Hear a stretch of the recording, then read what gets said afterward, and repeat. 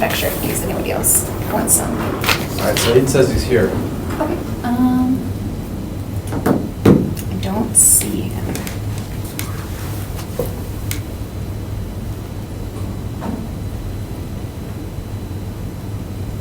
Oh, there he is. Okay, good. That's where it is.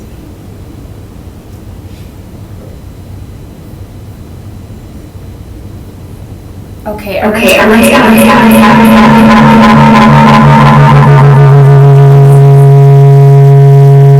that's not great. What do we do here?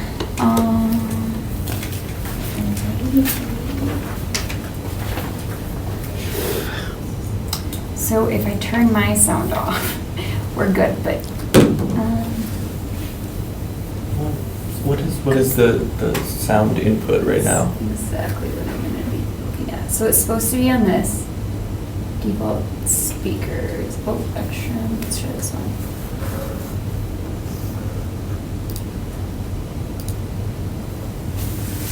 How's it going?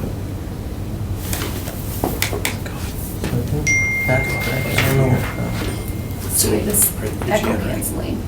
Jeannie. Listen up, I'm. Okay, let's try this glad again. you're I'm here. like- I'm really glad you're here. Sorry for the difficulty. That's okay, you're doing good.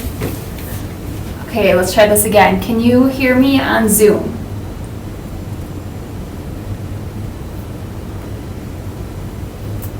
If somebody is answering, can you type it in the chat because I don't hear anything?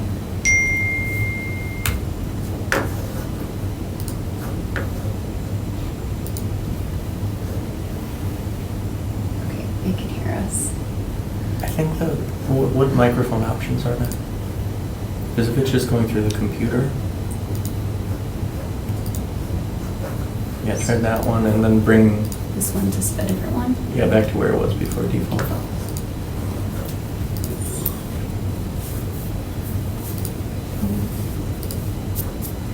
There, well, that's plenty loud, that should not be the issue. And we should hear it from the speakers, not this anyways. I don't know. Can someone try speaking again?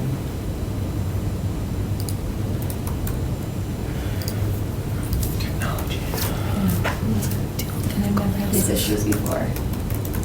Okay, so we can't hear you still, so let me keep trying this.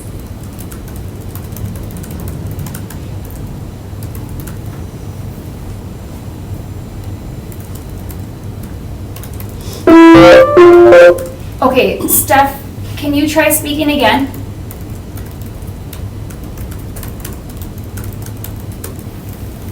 Nothing. All right, so this is maybe what I'm gonna do is try.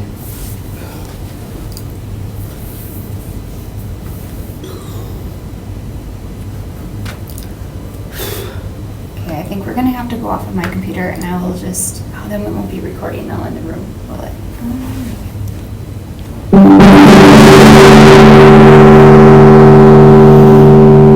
That's not what I wanna do. Deaf now. I apologize. That was like the end of civilization. so- That was really bad. Well, I can still hear everything on my computer. All right, let's go down here.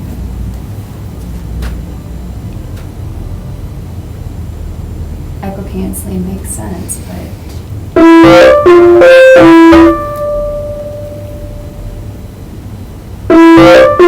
This is what the- Sites gone for the day.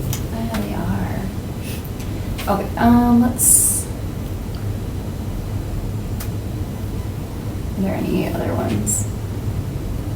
Let's try this. It's not working at all.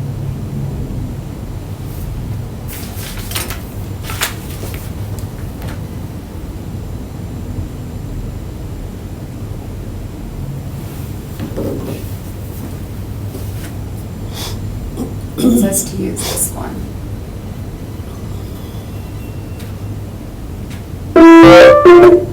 So that's the one we're supposed to use. And it's working on there.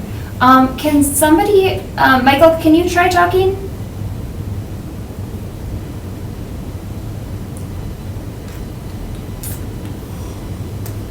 I can't hear you either. Okay, thanks, Michael. We still can't hear for some reason. Can we maybe like make somebody else the host and then leave and come back? Could probably do that.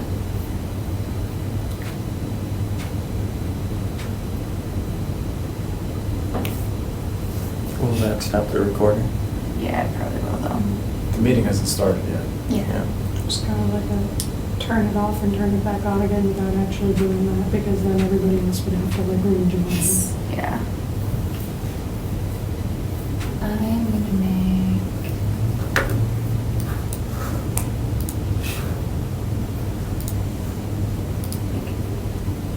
Okay, Steph, I am making you a host so that I can exit out without having to like rejoin in. Hopefully it works this way. If not, everyone try to jump back on in a minute or two.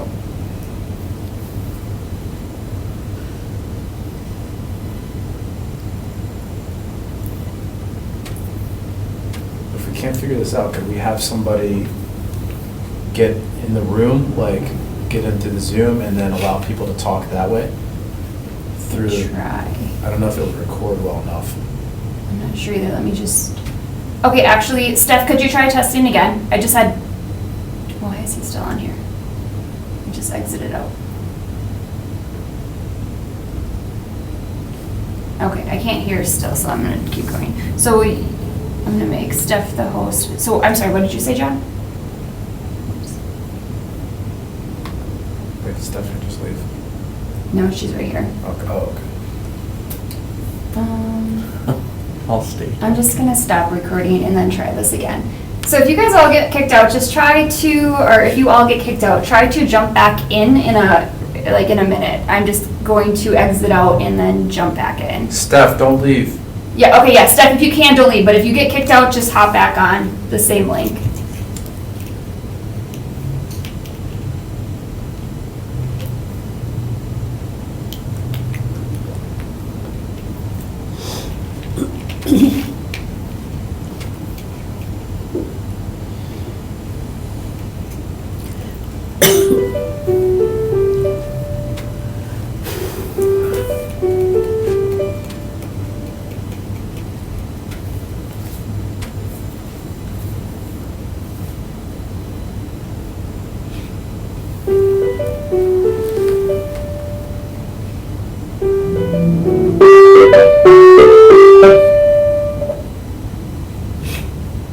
I'm testing the microphone. Okay. Okay.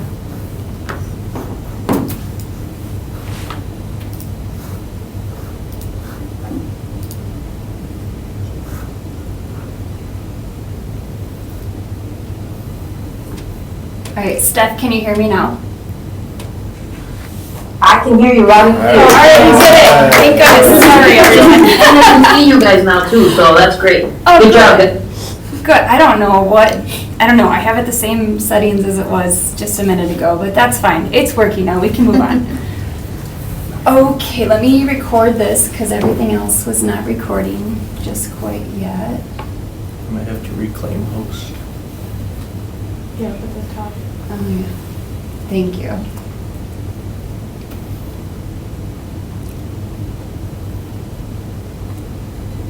Recording in progress. All right. We are good to go. I am so sorry for the problem. No, thank you for fixing that.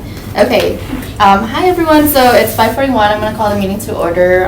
It's September 12th today, so first things first, I'm gonna take roll call. So if you're here, just say here, Commissioner Shelton, Here. Commissioner Hoffman, here, Commissioner Presley, Here. Commissioner Guzman, Here. Commissioner Vincent, Here. Commissioner Hassan. Here. Okay, awesome, and then we're missing one commissioner, Commissioner Reno.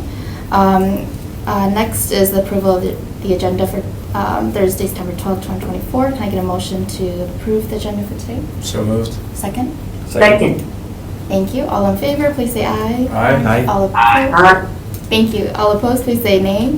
Okay, that stands approved. Next is the approval of the minutes for July 11th, 2024. Can I get a motion to approve that? Motion to approve. Second? All in favor, please say aye. Aye. All opposed, please say nay. Okay, thank you for that. So moving to regular business, today we have some guests here in our audience and also on the Zoom call there.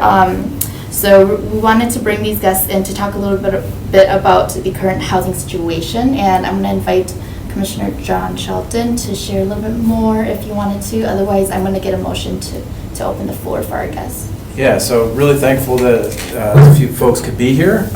This is great. So as many of you know, we put out a series of recommendations to ensure that people in the city of Green Bay have better access to housing. And that report, which came out, that's a while ago now, right? 2023? 2022? Yeah. Uh, Or was it 2023? Yeah, it was January It was 2022. the yeah. very beginning of 2023. It was Oh, it was published. 2023. That was, Okay. well, that's what the file date It says. wasn't that long ago then. But, you know, I think some of the commissioners who are here were there. We have some commissioners who were like not part of that process, but it was pretty harrowing. And I think we learned the extent to which, you know, people struggle to find housing, and particularly marginalized people. You know, so just as a reminder, some of the groups that we looked at were, you know, racial minorities, young people, LGBTQ folks, and women, particularly women who are victims of intimate partner violence. And for a variety of reasons, the kind of ongoing struggle that everybody faces now is sort of made worse by being a member of those categories. And so I think we've continued to track this. This is something that I think we want to continue to track. And there's been some, you know, good developments. You know, I'm sure everybody saw the development that there's been actually been a few housing, keep saying developments, but I don't mean like physical developments. I mean, you know, developments in the sense of things happening in our community that have added more housing. I mean, the new complex on Walnut Street, which was just announced this week, is like really amazing. But, you know, from my personal experience, I think most of you know that I ran for city council in the spring, and you know, one of the things I heard from so many people was this. It was the number one thing people talked about was being able to afford to afford rentals, but also being able to buy housing. And some of these things are national trends, but there are things I think we can do locally in our community. One of the things that's really been brought to my attention, and I know Jeannie's going to speak to this in a little bit when we open things up, is the state of short-term rentals in this community, and how you know, people who buy housing, sometimes people who don't even live in our community, sometimes they're multinational corporations, are buying up available housing and using them to make profits through short-term rentals. And this is, you know, there's been a big light shined on this because of the draft next year, and, you know, more and more people, sort of homeowners doing this. But this is something we should be paying attention to, and especially not just how it impacts all of us, you know, just generically the housing stock that's available, but how it impacts some of the communities that this commission has been charged with paying attention to. So this isn't going to be a one-off conversation, hopefully. I think what we've been talking about is having space at multiple meetings for people to show up and building some steam around this, so that we can get some of those testimonies from people in our community, so that we can get some stories from people, so that we can get people who, like Jeannie in particular, I know has really been tracking the short-term rentals, so that we can leverage the kind of expertise we have in our community. But again, hopefully this is just the first of some big conversations, and then we can think about some further actions that the ERC could take given the platform that we have. So that's kind of what we're thinking, just to give everybody a sense of what's going on. Thank you for the context, John. Would any other commissioners like to speak on this topic? Okay, if not, then I'd kind of like to hear, you know, you ran for council too, Sure. and you won, and you've continued to talk to constituents. I know you know something about this too. Right, yeah. I've heard from a lot of the people who I was talking to as I was running as well, talking about short-term rentals, East Shore neighborhood. I went to their neighborhood association meeting, and they said something like 70% of the houses on that East Shore Drive are short-term rentals.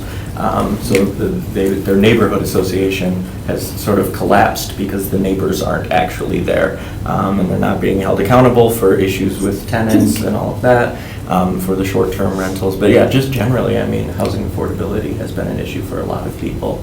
For myself, when I lived here in 2018, my first apartment in the city, I paid $400 a month for a one-bedroom apartment. Now I pay $1,000, and apartments not gotten that much better.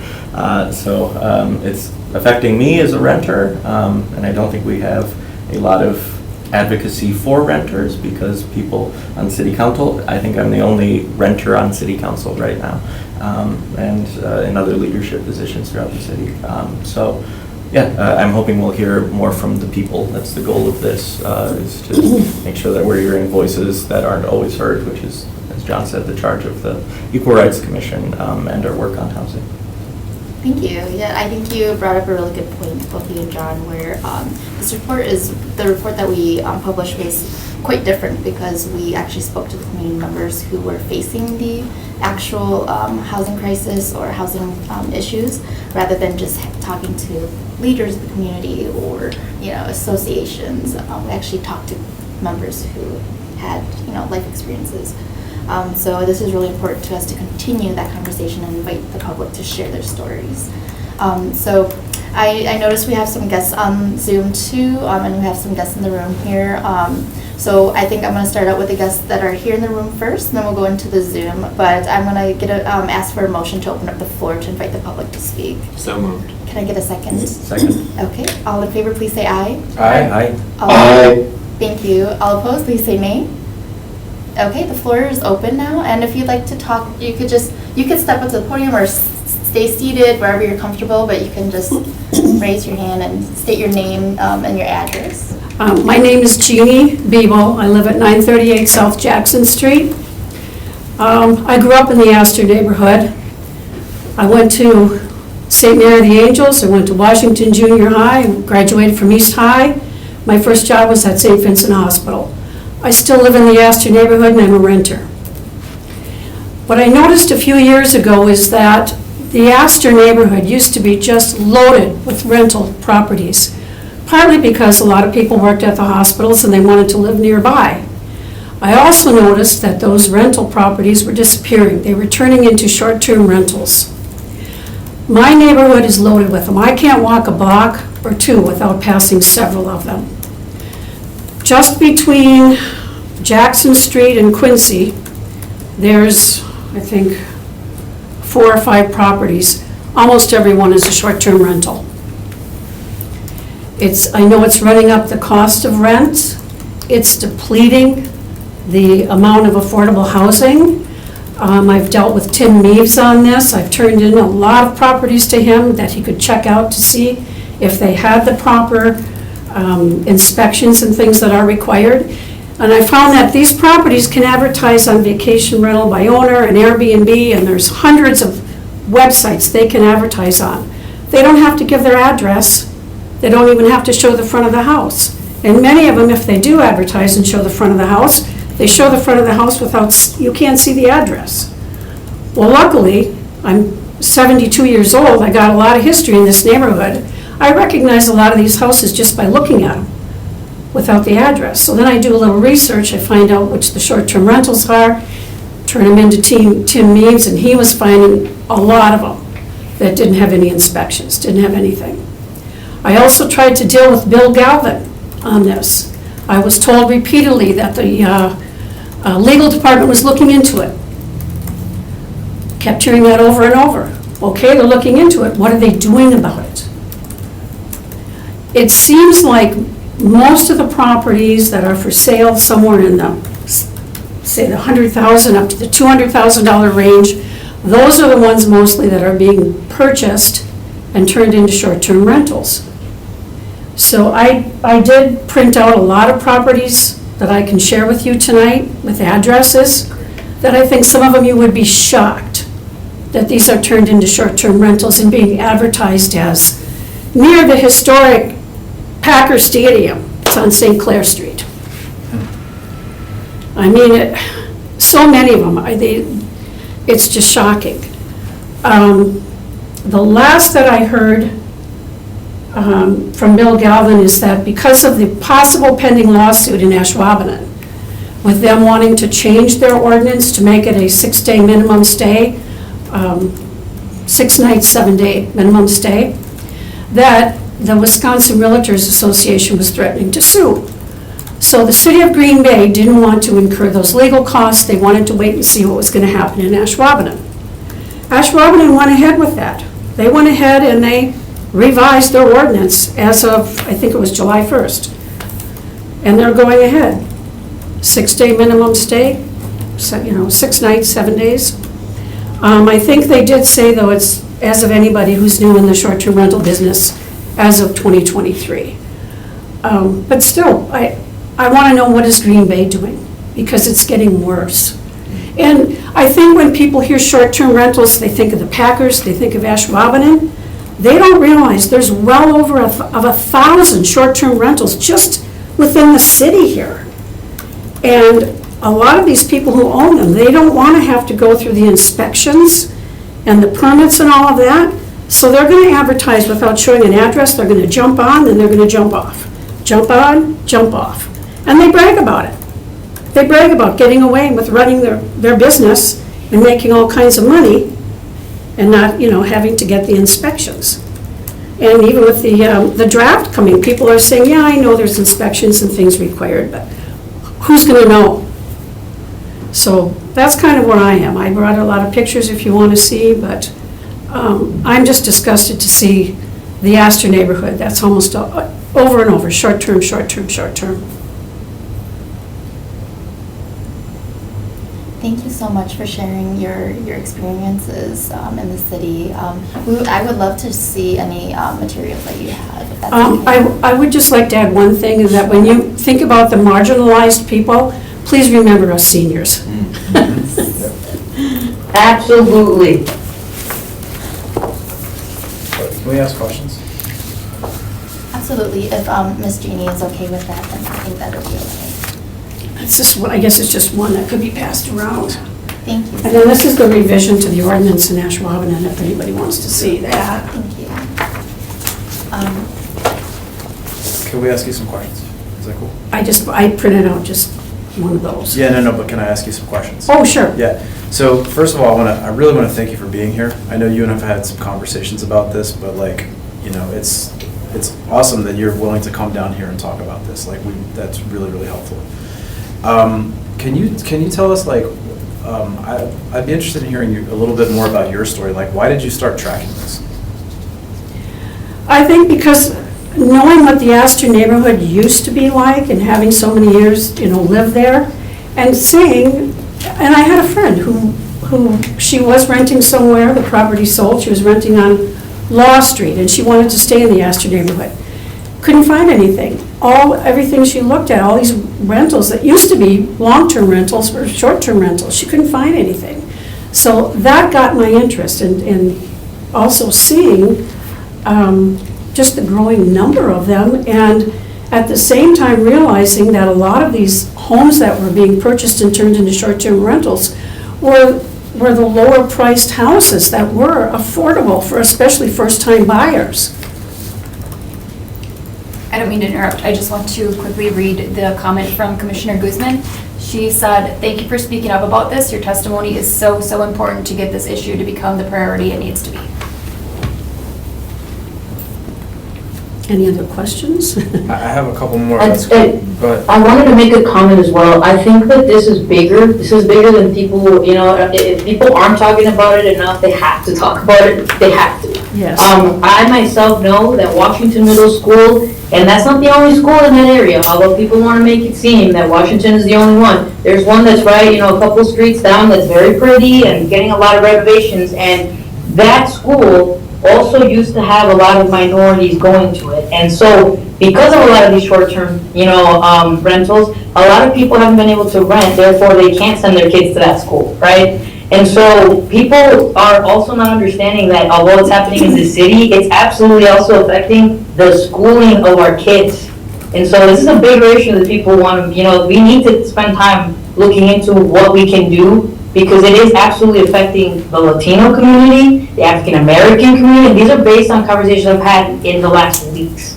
Working at a domestic violence center, that's one of the hardest things to get. Housing in Green Bay has been so difficult. I know it's a national trend, but the reality is that we don't need to think about nationals, we need to just think about us here in Green Bay.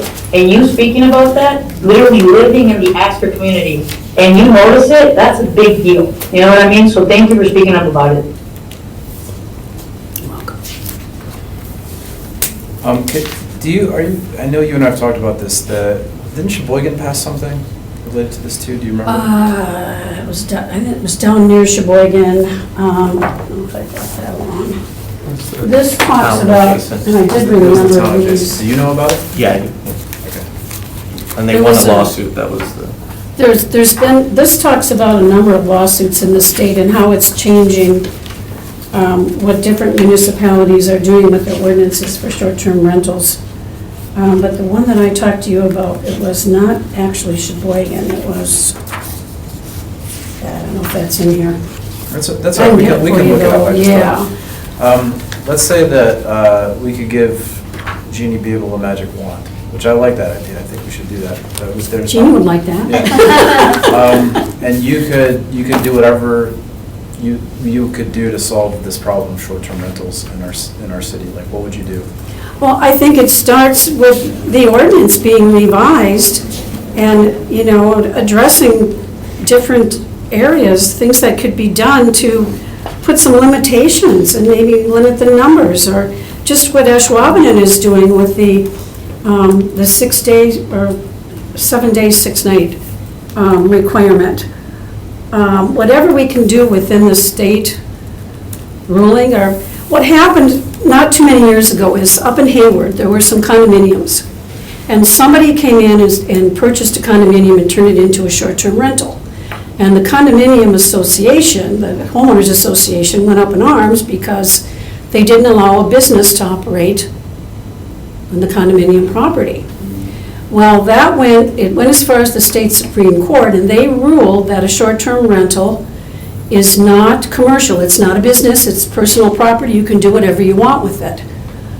Well, people are going into this business they're doing it to make money, it is a business. But that's the ruling that we're kind of stuck with. But I still think that the ordinance, at least for the city of Green Bay, could be as strong as what Ashwaubenon is doing, and a lot of other municipalities throughout Wisconsin. It's not just us. It's throughout the state. They're having problems in Door County. They're having problems all over. And I think it's past time for the city of Green Bay to act on this and do something to make the ordinance stronger. That's more beneficial to people who do want long-term rents, or to be able to purchase their first home, an affordable home. Thank you, that's really helpful, I appreciate it.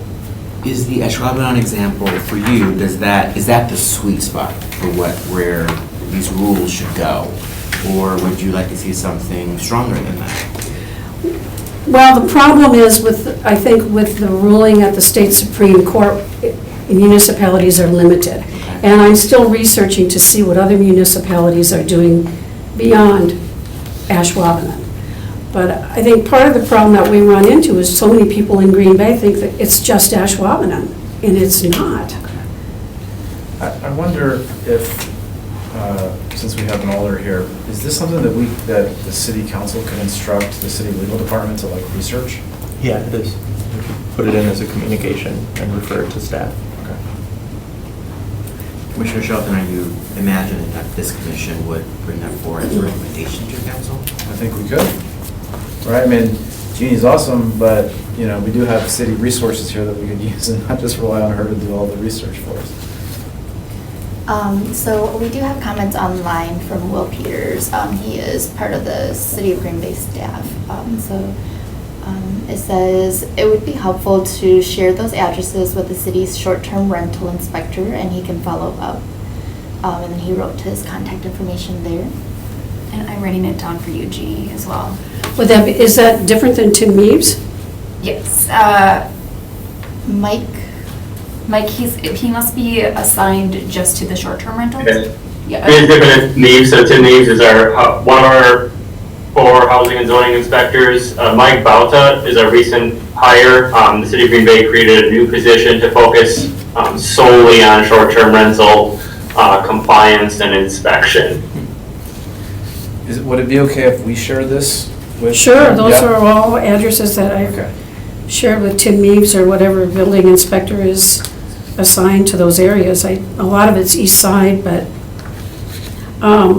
I know right now, for people who are familiar with Green Bay history, the historic home at 1101 South Monroe, it looks like a castle. And does anybody know who Otto Kopp is? Kopp's Candies in Green Bay for years and years and years. He's longtime Green Bay people know Otto Kopp. It was originally Cecil Baum's home, and then Otto Kopp lived there in some later years. But it looks like a castle. It's massive. And I believe it might be bank-owned right now, but it's not actively being advertised for sale, but is for sale. Everyone who's looking at it wants to chop it up into short-term rentals. That beautiful historic home. I mean, it's bad. I wonder if the city can't also require, if these short-term rentals are advertising on one of the Airbnb or Vacation Rental by Owner, or one of the other hundreds of websites, can't they be required to give the address? That would be another way for the city to be able to research and find out if they have the permits and the inspections. And are they in compliance? I've got one right next to me. It's a duplex on the corner of Eliza and South Jackson. And only half of the duplex is short-term rental right now. The gentleman living on the other side is elderly, not doing real well, and I'm sure eventually that will also be short-term rental. But the one half that's currently short-term rental, the eaves, the water eaves by the roof, they're bent and falling off. I can see, because I'm upstairs where I live, pieces of the roof are falling off. It's in disrepair. I talked to Bill Galvin about that when he was going door to door for city council, and he was going to take care of it. So I think that's an issue out there too, keeping these places in repair. I just wanted to make note, just for the record, that Commissioner Greeno he joined us on Zoom at 6:03 p.m. And I also just want to note that these conversations that we're having, it's being recorded, and it'll be uploaded onto the city's Good. YouTube. And I'd like to talk to Bill again. I was on the call earlier. I was just using a friend's phone while my other one's charging. So just let the record reflect that I was in by about 4:45. I got you, Thank you, Marcus. Commissioner. Thank you.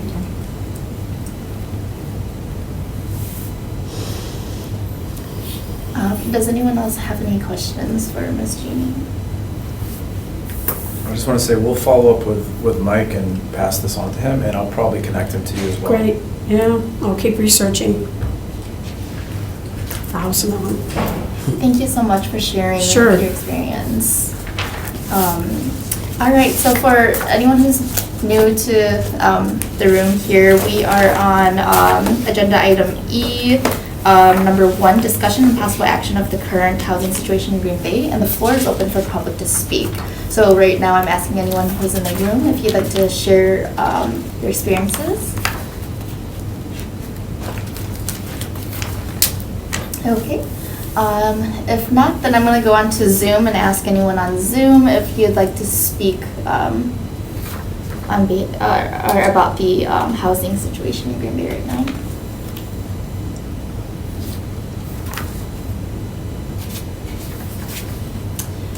Okay, so it looks like I don't see any hands raised here or on Zoom. So if there's no one else that wants to make any other comments, then I'm going to close the floor. So I'm going to get a motion to close the floor, please. So moved. Second? Second. Okay, thank you. All in favor, please say aye. All right. Aye. Aye. Aye. All opposed, please say nay. Okay, so the floor is closed, and we're still on that agenda item. I'm gonna ask the commissioners now, now that, we've heard testimonial from Ms. Jeannie here, what do you think our next steps would be? John made a good suggestion. He asked, maybe we can ask council to ask legal staff, the city's legal staff, to do some research. We can move that way. Is there any other suggestions? So what would that look like? That would just be like a recommendation from the ERC to have somebody in city council do that? Would we have to write a formal proposal and bring that to city council, do you think? Or could our alder just do that? I can just bring it to policy and the policy committee. Okay. I believe it would go there. I can double check with staff to see what the. I mean, unless we wanted to make a statement just to kind of show that, like, we think this is a thing. I think we should make a statement. Why don't you make a motion? I move that we submit a recommendation to city council that they instruct city staff to look into short-term housing across the city of Green Bay and what the implications are for fair housing. Would you accept a friendly amendment? Well, actually, we need a second first. Second. Would you accept a friendly amendment, which would be to also look into the legal implications of passing an ordinance to Yes. to restrict,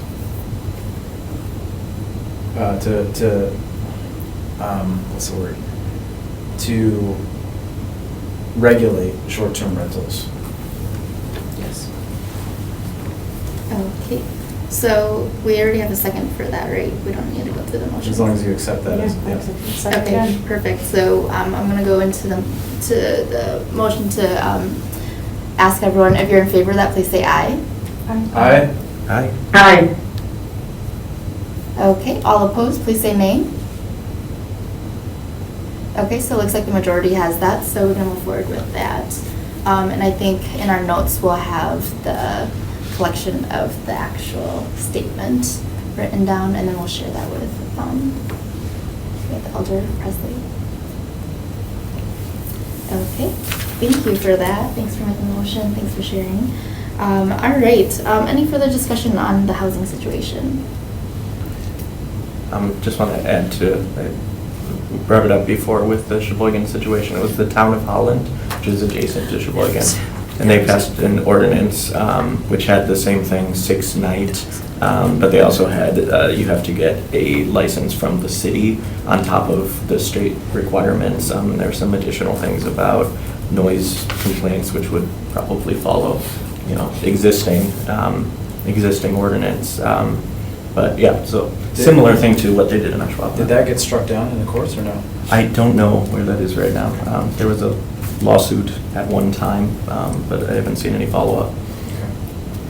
Yeah, so I just think like it would be really good to have other members of the public come in and speak. I think if we could have time at the next meeting too for this, and then everybody, I mean, including those on Zoom, if you know people who have, you don't have to be as like, I'm not supposed to swear at this, so I won't do that. I was gonna say badass, so why are you gonna say that? You don't have to be as much of that as Jeannie is, but like, if you know people who just are willing to come in and talk about their struggles to find housing, because this is connected to this, like, please invite them to come to the next meeting and share their stories, because I think that's what we need. Like, we know the numbers, there's been all kinds of reports done about this, but if we could have people come and tell their stories, like, that's what actually resonates. And if we're gonna use this body as a way to like advance something on housing, like having people come in and talk about their struggles would be really helpful. I know it can be hard because there's a lot of stigma around that. So it may take some work, and hopefully a few people will be willing to come forward. Yeah, thank you for that. Yeah, we're gonna continue to keep this as an running agenda item, and also, like John said, it is really hard to be vocal about these issues because of retaliation fears, etc. So if you know someone who wants to share their story, feel free to have them email or write it to you, and you can also speak on their behalf. People could send in written statements too. And if there's anybody out there who wants to send it in Spanish or other languages, I'm sure there's ways to have them translated so that we can also share them in this commission. So I just wanted to make that note. Thank you Commissioner Guzman. Yes, absolutely. All languages we'll try our best to accommodate. I have a question. When is the next meeting? The next meeting is, I will double check It's here. always the second Thursday of the month. Yes. Yeah, it is online as well. The 10th. Yeah, that sounds about right. October 10th.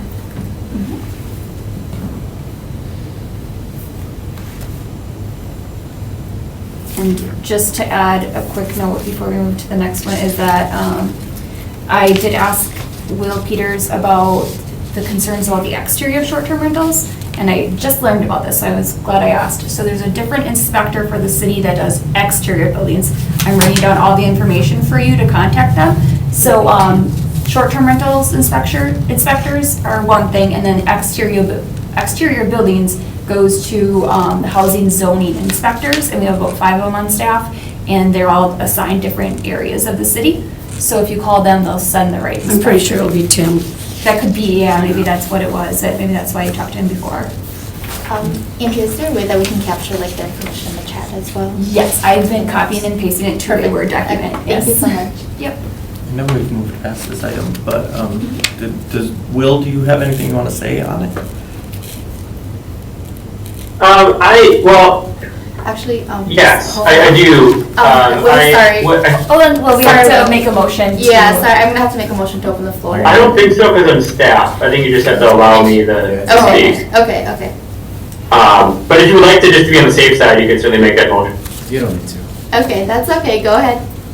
Okay.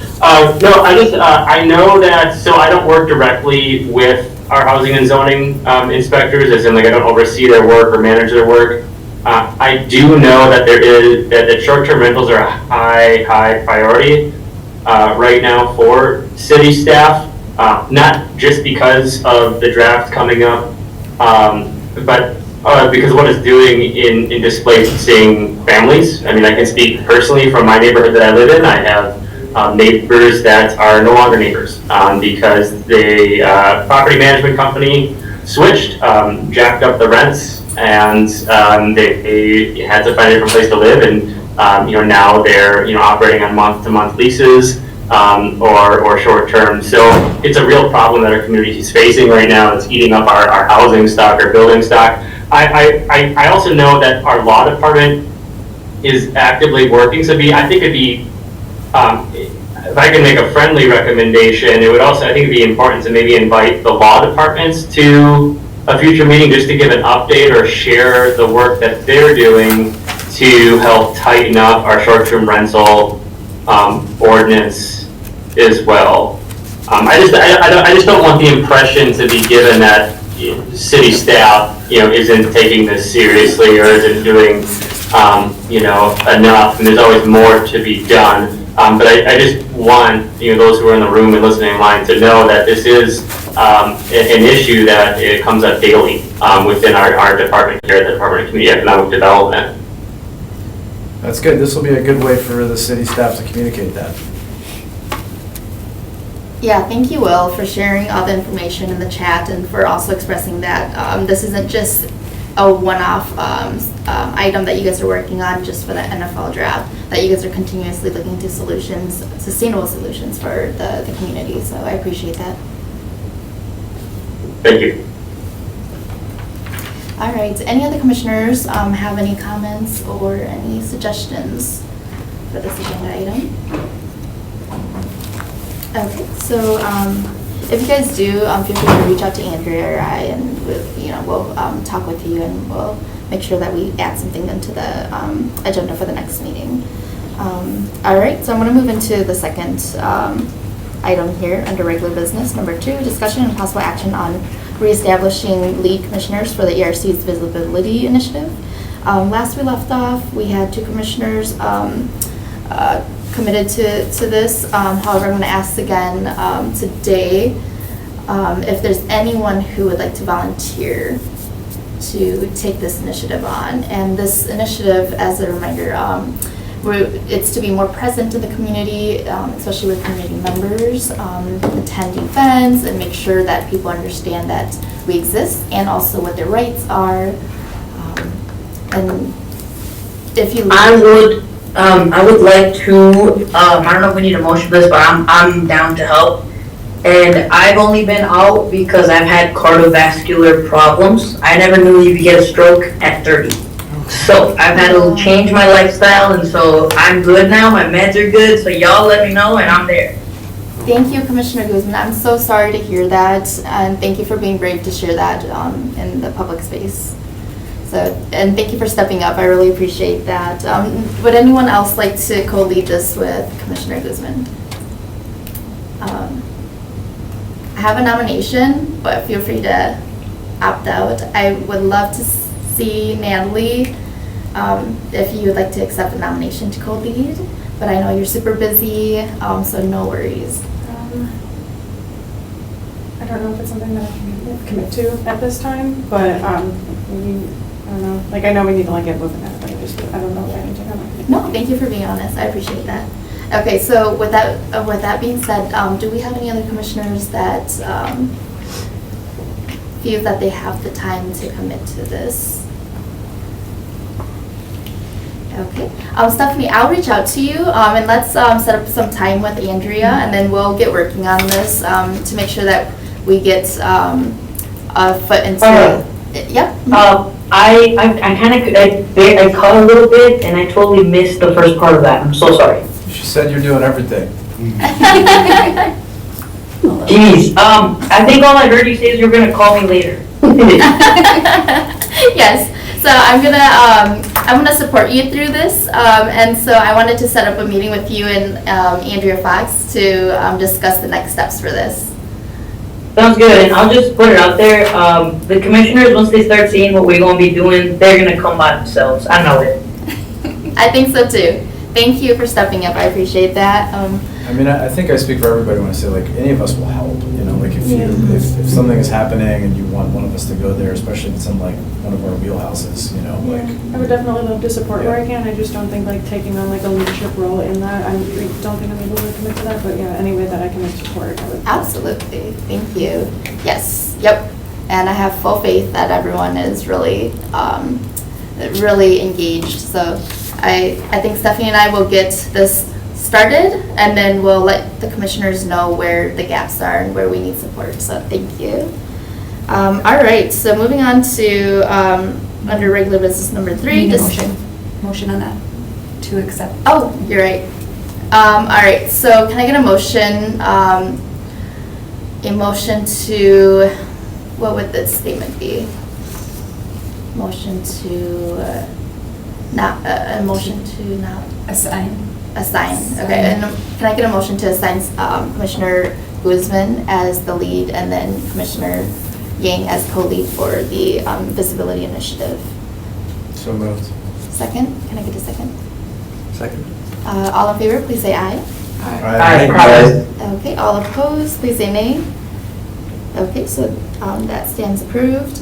All right, so moving on to number 3, discussion and possible action on initiating proclamations from the mayor's office for Hispanic Heritage Month and the United States Indigenous Peoples Day.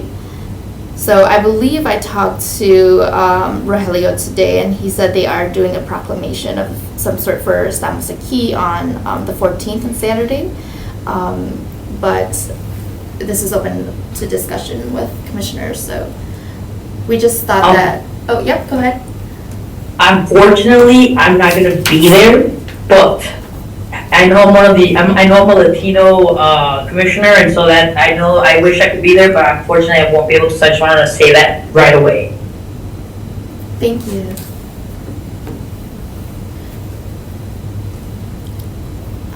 So the mayor's office is already doing a proclamation? Yes. Or, okay. They're gonna be doing a 3 p.m. I heard. yes. So 3 p.m. At the Estamos Aquí event. Yep, UWGB, the Widers, right in front of the Wider. Is the proclamation specific to Estamos Aquí, or is it about? I believe from what I spoke to was that it was supposed to be just in general for like the community, from what I gathered. And it was gonna be something that they wanted to tie with the event, since it was already happening and Okay. people were probably gonna be there. They wanted to just kind of show up and, do the proclamation there that day. Okay. Normally, they did it last year at another time, but this year they're combining it. Yeah, I believe there's a statement in there that does tie in the Hispanic Heritage Month along with the event. So I think that we're okay with that there. But for Indigenous Peoples Day, that's coming up right after our next meeting in October. So Andrea kind of gave an idea, like, would our commission like to take that lead and propose that to the mayor's office? Yes. Yeah, I think we should do it. Okay. Do we have a motion for that? Yes. Well, my question is, do we know of any other groups that are proposing that? So would we actually draft the, what is it called, proclamation? I think we would have to work with the mayor and his team on that, because I think Ahmad usually supported the mayor in writing that.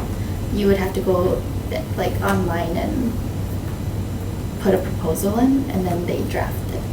You draft it with I them. think Carrie's taking care of the Yeah. proclamations while Okay. Ahmad is out. So Carrie Yang is the community coordinator, is that her title? Yeah. For the mayor's office. So, So we're effectively referring it to staff.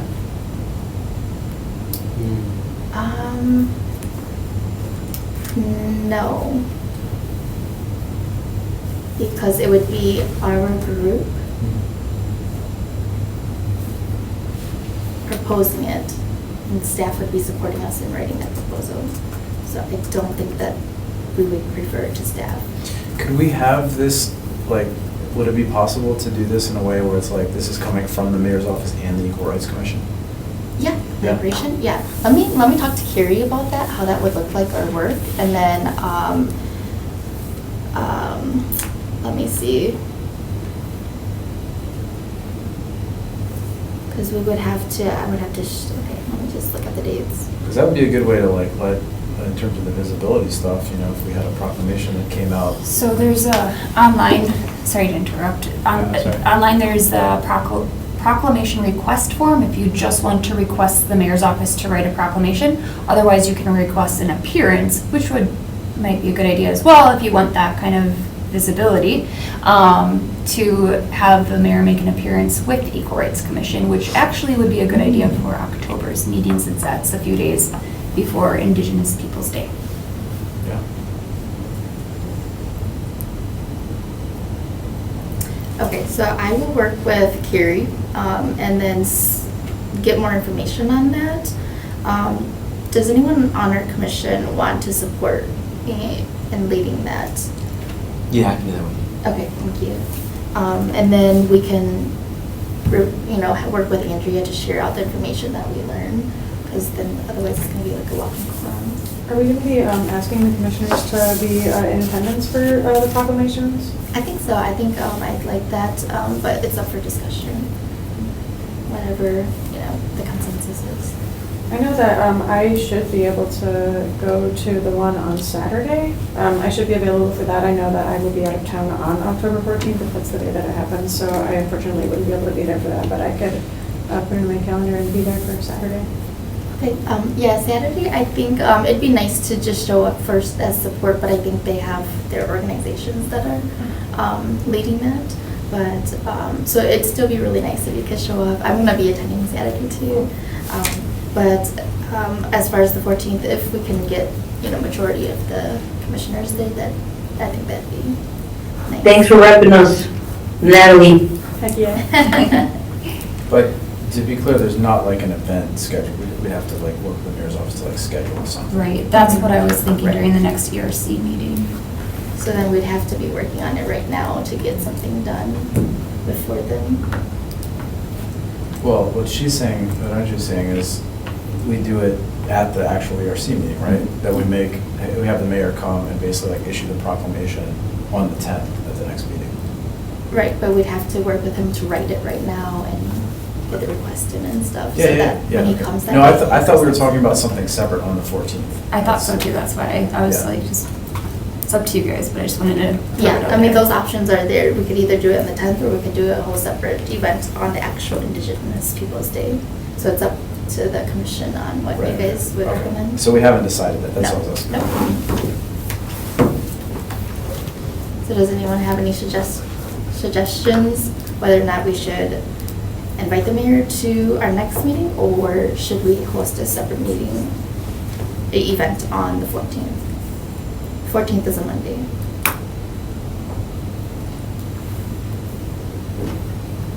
Maybe it would depend on like how many people could be there, because like I mentioned, I know I wouldn't be able to make it on the 14th, but like if we can only have 1 or 2 commissioners there on the 14th, it might make more sense to have something at our meeting on that Thursday before, if we're gonna be able to like, have more of us. I agree with Natalie on this one. Yeah, I also enjoy the 10. So I would definitely love to like be there, but again, I came on the 14th, so. Does the 10th work for everyone? Let me go check quick. I'll be out of town, but that. Okay. I don't have to be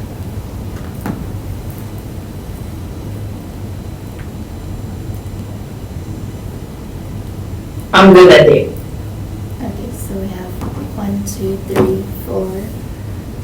So we have 4, so I mean, I'm looking for a quorum at least. Which will be available? Yeah. Okay, so, okay, and then, I should be back by the 10th. I missed the part, because it's hard for me to kind of hear where I'm at, but who are we inviting to the October 10th meeting? I'm just curious about that, and in regards to, so who are we inviting to? so it would be a request for the mayor to be present to announce the proclamation for Indigenous Peoples' Day, or to recognize that day.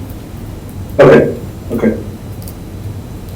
Okay, so it sounds like the 10th has the majority of the commissioners, or the majority of commissioners are available on the 10th. So we'll move forward with that, and then I'll work with Commissioner Vincent on getting that request in. Okay, awesome. All right, any other comments or questions for this item? So this item itself, are we placing this on file? Because it seems like there's another path to get that proclamation rather than bringing it to council. So this is gonna be, I'm gonna come in early tomorrow to put this on Common Council's agenda, so it will be because Common Council's agenda gets published tomorrow, so I'm doing it right before, so the clerk already knows that I'm gonna be adding stuff in there as fast as I possibly can, so that she can publish it, and it will be at the next Common Council meeting, so. Okay. Yeah, so this would be to approve the ERC inviting the mayor to give a proclamation for Indigenous Peoples' Day at their next meeting. We need that approval from the council? Yeah. Everything goes to Common Council when it's regular business like that. We absolutely do need their But approval. we need their approval to invite the mayor to our meeting. I think so. That was how everything else works. That's what I was gonna, Well, Would that I be- think because there's that form. yeah, that's Right. true, yeah. The form is independent of what we do That's- here, even if it's commission members filling out that form. So I just don't know what this item does when it goes to council, because we're not referring it to staff or anything there. We're just filling out a form, and we don't need council to authorize us to That's fill out a form. No, Yeah, I don't think we need to do that to ask the mayor. Yeah. Yeah, so I think the motion would just be to move forward with Commissioner Vincent and Commissioner Yang, working with, or to put in a request for a proclamation and also appearance. Can I make a motion? Yes. My motion is to authorize, as a commission, Commissioner Benson and Commissioner Yang to figure out something to do for Indigenous Peoples' Day at our next meeting. Oh, nice. How's that? Perfect. Can I get a second for that? Second. Okay, all in favor, please say aye. Aye. Okay, all opposed, please say nay. Okay, so that stands approved. We'll move forward with that and I'll be in touch with you. Okay, so moving forward into informational agenda item F, number 1, Municipal Equality Index, MEI survey submitted to the Human Rights Campaign HRC in early August.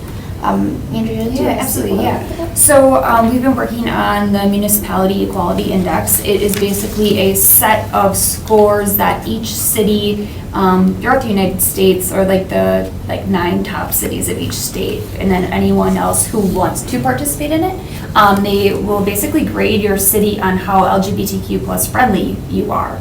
So there's certain things in there, such as we got points for our law enforcement having a LGBTQ plus team, so that way they can kind of educate each other and teach each other how to work with our community members who are identify as LGBTQ plus. So there's just a lot of different areas. You can get up to 100 points. 100 points is a perfect score. That is what we were aiming at. We started out at a very low score, I want to say in the 20s or 30s, a handful of years ago. And our last one, we were at 96 points. So last year we were up to 96 points. And then I started the Pride Employee Resource Group here at the city. So that should get us an additional 2 points. So that will bring us to 98. And then I also helped the Pride ERG make the community resource fair for the Pride Flag Racing Day. And we had a lot of LGBTQ plus friendly resources in the community there. And I'm hoping that should give us some flex points to get us to the 100. That's my hope. That was my goal my first year on the job. And I submitted everything in early August, and we are waiting for official results, which typically get published October, November. So they're working on preliminary scores so far, and then that way if something you really disagree with something on there, you can send more information to the Human Rights Campaign. That's who runs this. But so we're just kind of waiting for the official score to get published at this point in October or November. And that will be, once we get the okay, once the Human Rights Campaign posts it on their website, we'll get the okay to start, pushing it up to media and stuff as well. So we're really aiming for the 100 points. And then you can't get any more points than that. So we need to continue to maintain what we're doing, which one of the things that's a little tricky in there is you need senior leadership in the mayor to be pushing LGBTQ plus friendly laws and ordinances in the community. So we could potentially, even if we were to get to 100, we could potentially go backwards someday. So we need to make sure we show the need for it. Do we get points for having LGBTQ elected representatives? We do get points for that, and we have points for that.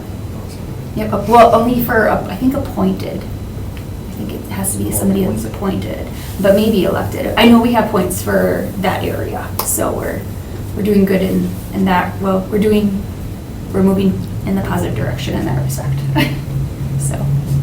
Thank you so much for sharing the information and continuing to push that through. Yeah, absolutely. I'm excited to hear. And you said October?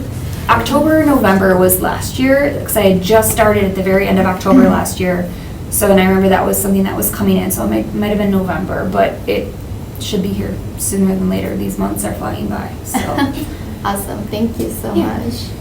All right, so does anyone have any questions for Andrea?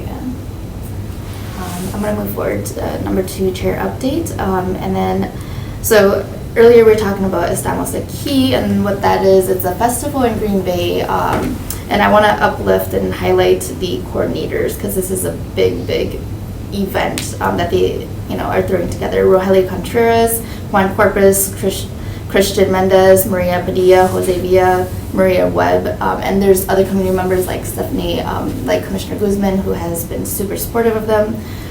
They're putting it together. It's to celebrate the Hispanic Heritage Month. So there's going to be food, performances, guests, special guests, and they're going to obviously do the proclamation there as well. It's hosted at UWGB. It's from 3 to 10 p.m. So I really encourage everyone to bring their friends and family to join the community there.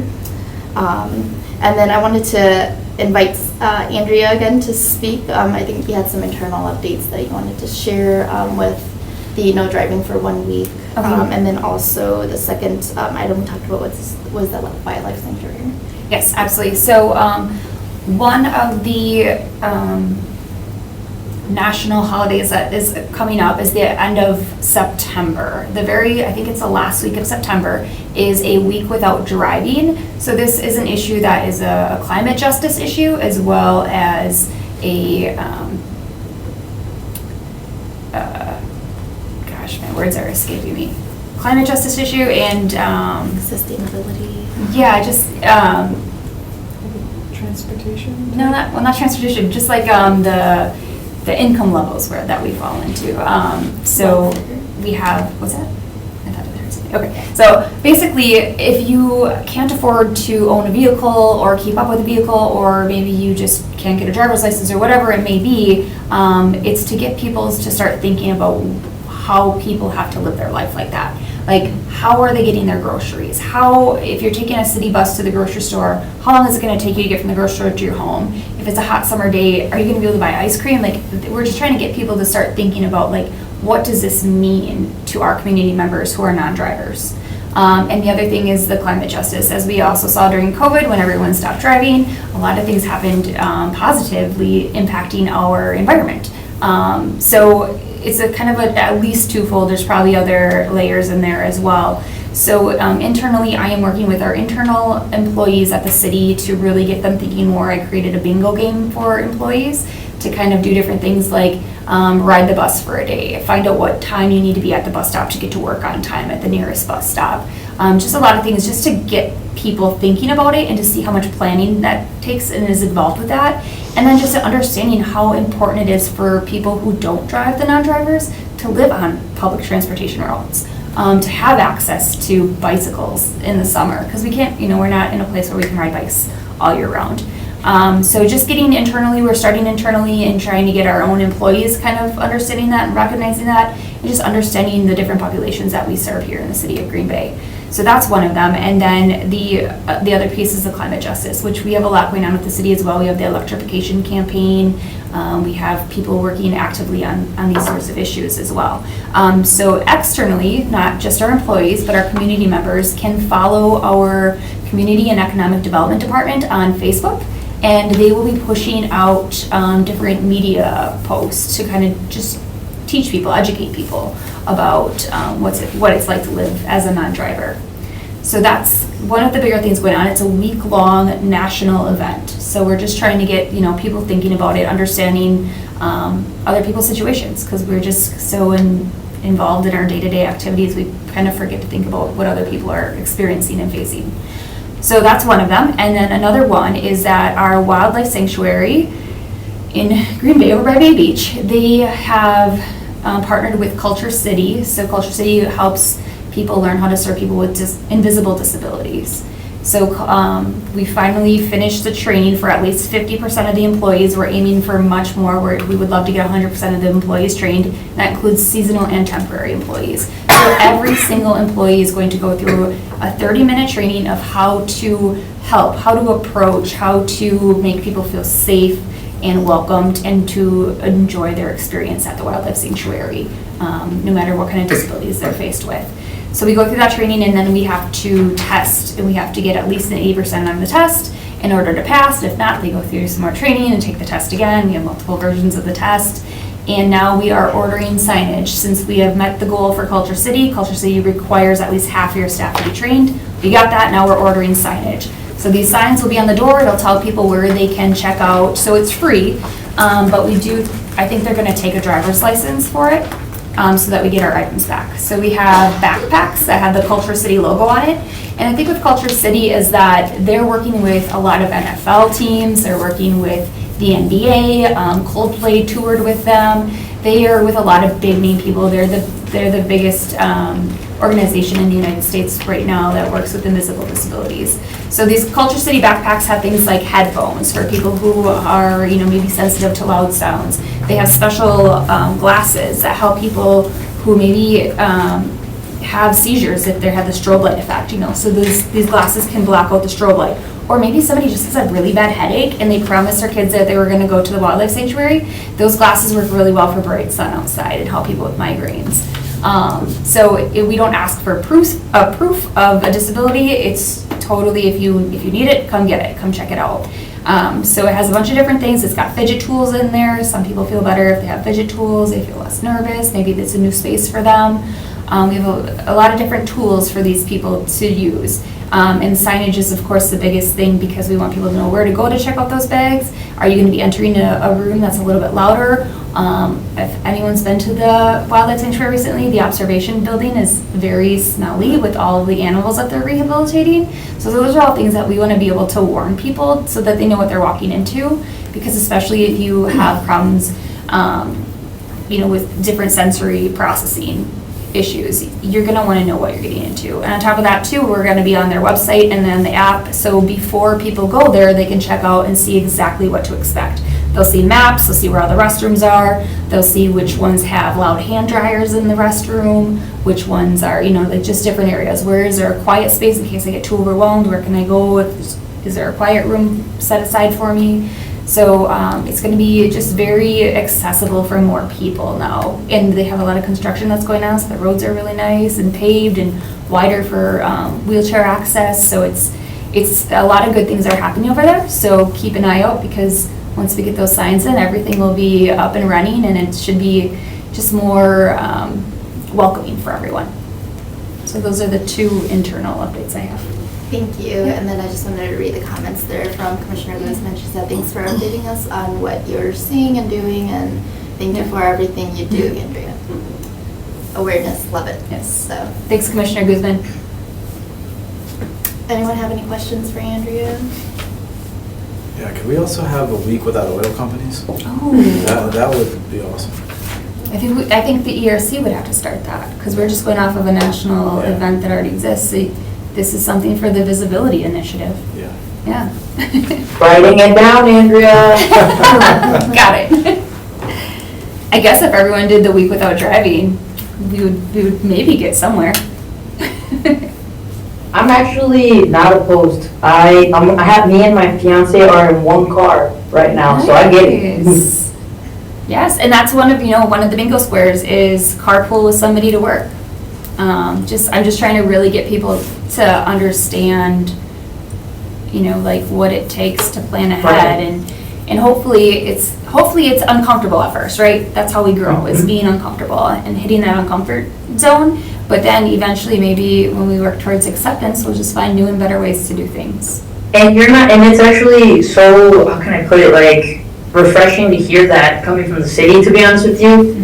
That's actually something that can feel like an invisible part of your day, but can be frustrating when, but you're still right. I now am like 2 months in this situation, and I look forward to my little 10 minutes of driving with my partner, right? Yep. So yeah, there is good things that come out of it, and I think something that we might not even notice that this initiative also helps do is actually thank all the drivers that we have, all the city bus drivers, like, whoa, we cannot take them for granted. That is a beautiful thing, an amazing service that they're doing, and so hats off to them as well for keeping that going. So I've been someone who needs that bus, otherwise I don't get a job, I don't have work, right? So just hats off to them, and this is a good way to also bring awareness to that as well. Yes.